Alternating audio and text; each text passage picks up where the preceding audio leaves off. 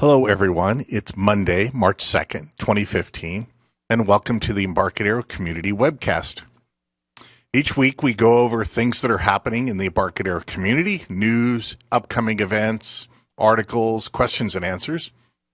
Here is the homepage for the new Embarcadero 3.0 community at community.embarcadero.com, and I use this each week as my outline for covering different topics of interest to database developers and application developers. On the news page, there's some recent new articles. One of these is Rad Studio XZ7, 12 amazing features you need to see now. And it's an outline of new capabilities you might not realize are part of XZ7, the parallel programming library, components for backend as a service, new Fire Deck, enterprise data access, a Fire UI multi-device designer, Bluetooth app tethering, and so on.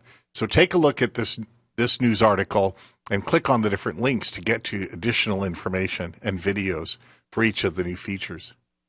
Today, we also put up our updated Rad Studio Roadmap for 2015. You'll find it on Brian Alexakis' blog post.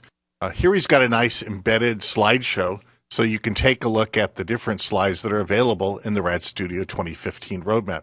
Just click on the arrows and you can go through and see the information that's available. There's also an article put up by Tamarin with the 2015 Database Tools Roadmap information. This is some capabilities that the database development team are taking a look at, including 24/7 monitoring of performance analysis and alerting, blocking and locking analysis, memory usage analysis, and so on. So if you're using our database tools, take a look at some of the feature candidates that are listed in the database tools roadmap. On the events page that you can get to by clicking on the homepage events heading, we continue our Tuesday developer skill sprints for Rad Studio XZ7, our Thursday skill sprints for Fire Deck, and our Friday technology partner spotlight. Also, each Thursday, we alternate between a DB Power Studio best practices demo and an ER Studio best practices demo.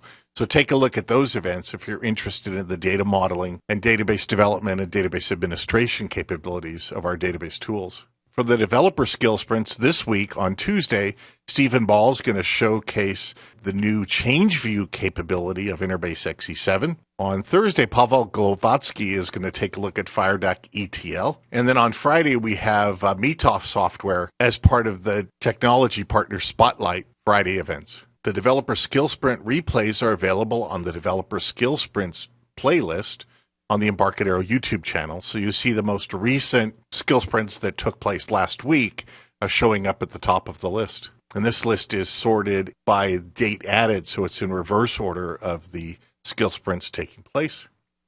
On the Fire Deck skill sprints, we put them in order because each of these skill sprints build on top of each other, starting with the introduction to Fire Deck by Pavel, and then going through to the last week's pre-processing SQL commands with Kerry Jensen.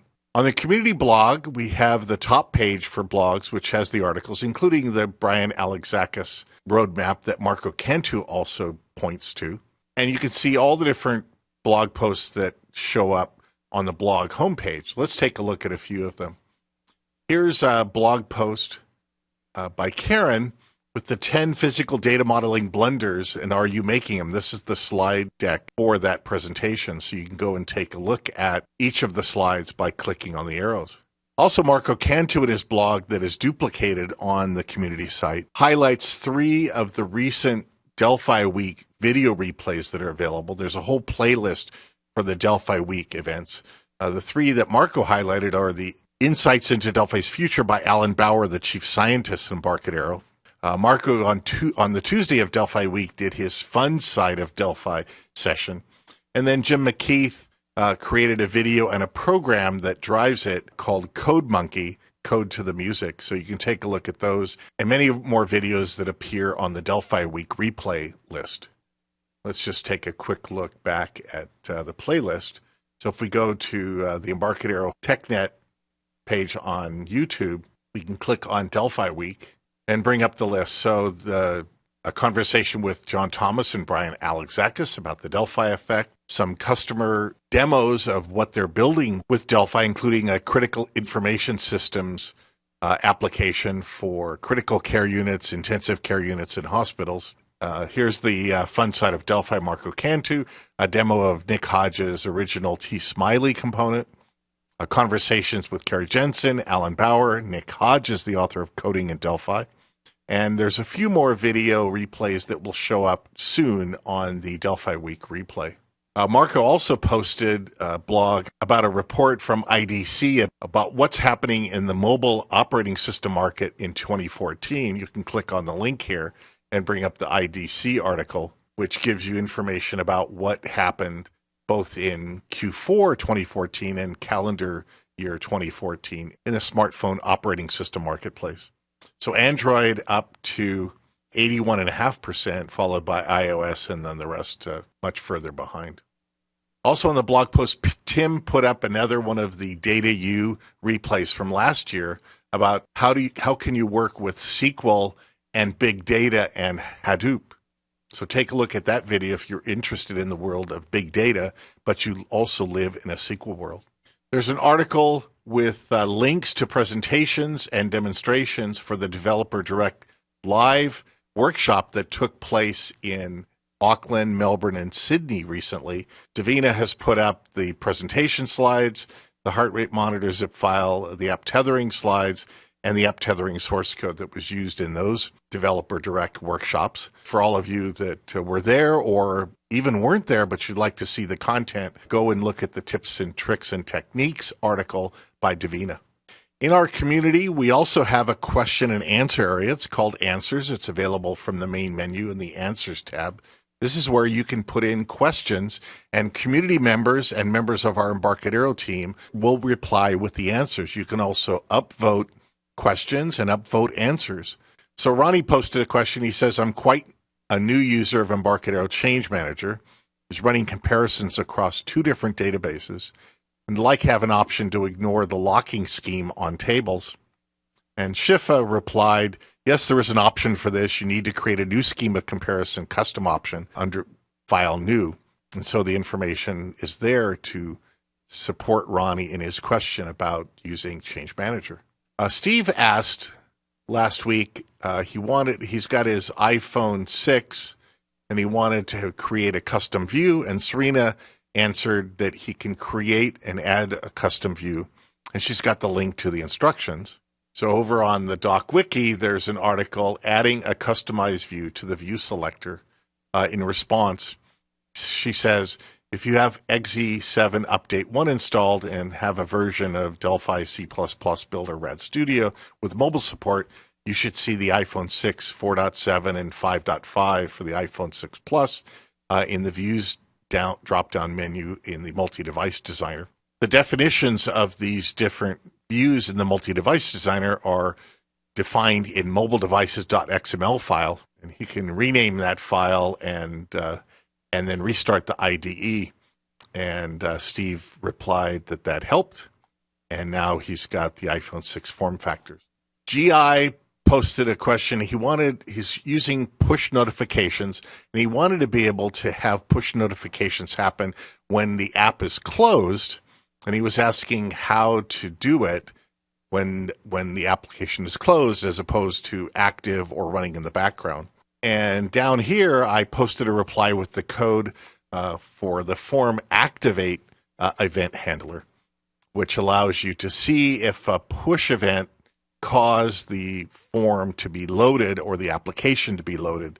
And if so, then to just do something. In my case, I just output in the user interface of the sample the push events data. And the link that I covered this in Rad in Action back in as a service webinar, and also in my Code Rage 9 session on push notifications in C++. So you can take a look at those if you want to have your closed application on iOS and Android get loaded and get the push notification data for a closed application. Marcus asked about Bluetooth LE on Win32 and Win64. He couldn't find the adapter.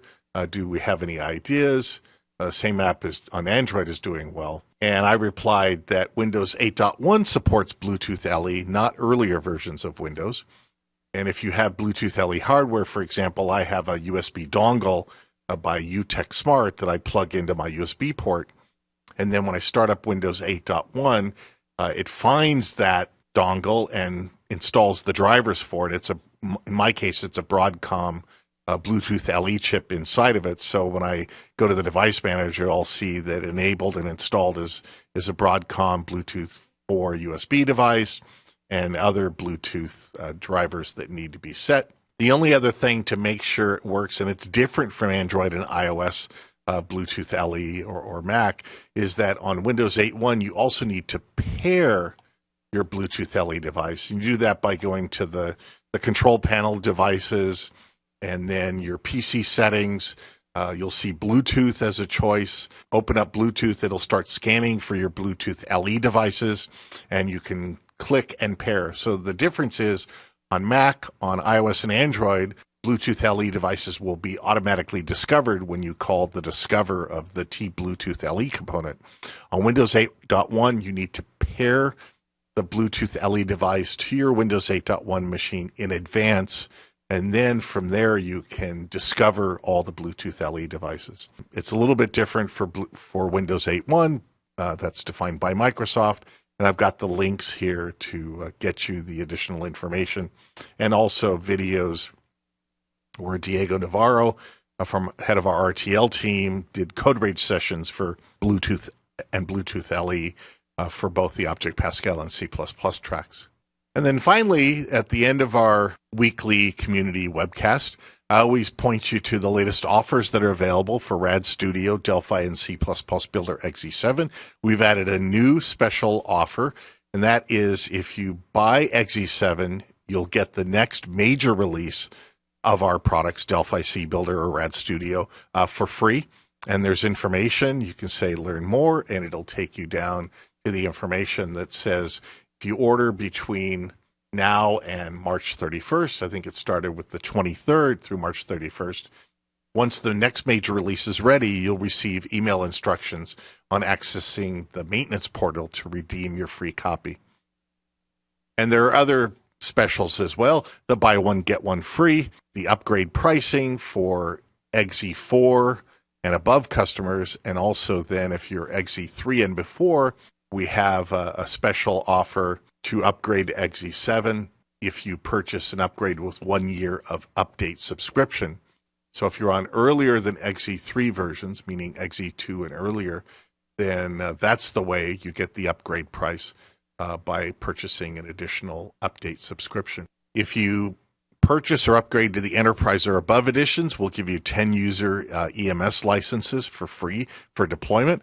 And we've got the free bonus pack with premium styles, the Object Pascal Handbook by Marco Cantu, Castalia for Delphi IDE plugin, and the Meta Converter Basic to convert VCL applications to FireMonkey applications, as well as take database operations and create the live bindings for those database operations. So check out all of the special offers that are available for Delphi, C++ Builder, and Rad Studio customers.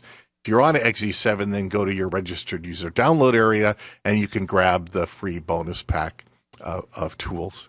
Well, that's it for this week's Embarcadero Community Webcast. We'll see you again next Monday.